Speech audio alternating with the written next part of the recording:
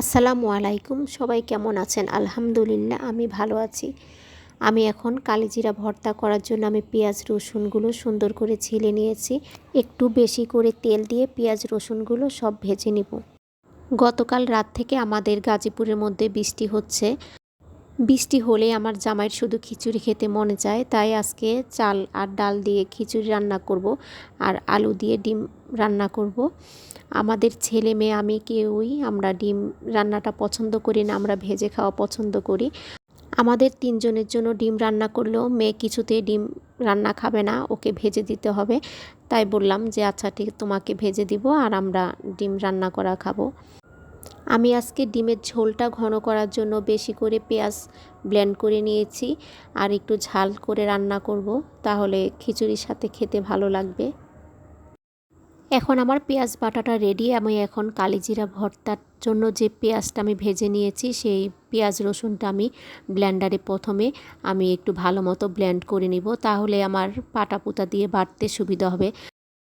আমি আজকে খিচুড়ি রান্না করার জন্য মুগ ডাল, মুসুর ডাল আর ভাতের চাউলটা নিয়ে নিয়েছি। আমি এগুলো আধা ঘন্টা 1 ঘন্টার মতো ভিজিয়ে রেখেছি। আমি এখন ডিম রান্নার মধ্যে যে আলু দিব, এই আলুটা আর ডিমটা একসাথে সুন্দর করে ভেজে নিব। আর এখান দিয়ে আমি খিচুড়ি রান্নার জন্য সব কিছু রেডি করে নিয়েছি। আমি খিচুড়িটা বসিয়ে দিচ্ছি আর ডিমটাও বসিয়ে দিচ্ছি। আমার শাশুড়ি কিছুদিন যাবৎ অসুস্থ, তাই ননদ আসছে শাশুড়িকে দেখার জন্য। গতকাল আমাদের ঘরে খেয়েছে, আজকে আমার মেজো যাদের ঘরে খাবে। আমাদের আজকে খাওয়া নিয়ে টেনশন নেই। আর গতকালের কিছু খাবার ছিল, আমরা এই জন্য রাতের বেলা আর কিছু করব না, ওগুলো গরম করে খেয়ে নেব। আর আমার ননদের সাথে আমার একটু কথায় কথায় তর্ক লেগে গিয়েছে। কারণটা হচ্ছে, আমাদের বারান্দায় দাঁড়িয়ে বলছে যে এমন একটা প্রাকৃতিক দৃশ্য দেখলে মানুষের না খেলেও চলবে, এটা দেখলেই পেট ভরে যাবে, মানে এগুলো বলতেছে। তো আমি বললাম যে পকেটে যদি টাকা থাকে তাহলে অনেক কিছুই বলা যায়। আপনাদের পকেটে টাকা আছে, আপনারা অনেক কিছুই বলতে পারবেন। আর যখন সংসারে অভাব আসে তখন ভালোবাসাও জানলা দিয়ে পালা, একটা কথা আছে না? এখন তো আপনাদের সব আছে, আপনাদের তার সমস্যা নাই। যদি টাকা পয়সা না থাকতো তাহলে এত বড় আর লেকচার মারতে পারতেন না।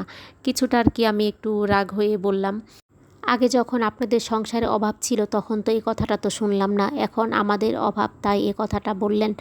একটু হয়তো উনিও হয়তো আমার উপরে রাগ হতে পারে, তো করার কিছু নাই, কে কী মনে করলো, এখন আমি আর এগুলো পাত্তা দেই না।